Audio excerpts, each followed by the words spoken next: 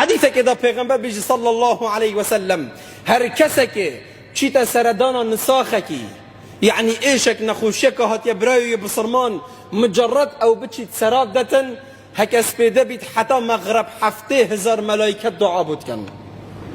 و هکا شف بید مغرب بید حتی بانگیس پیده 7,000 ملائکت خود تعالی دیبو مسخر کرد دستتوات سر افرازن بس دیبو وی مروی دعا کن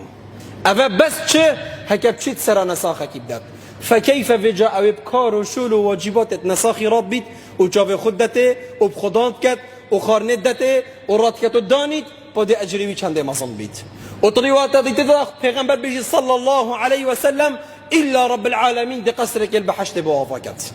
اذا اف نساخت مالات دا درجه که بحشت خود تعالى بتفكري وجاب خصمتا نساخي الخراب با نخاصمها كبيره باب و بيره ديك بن قدروان بگره و حق والسر خوراکه در روز قیامت البرانبری خود تعالی شرمزار نابی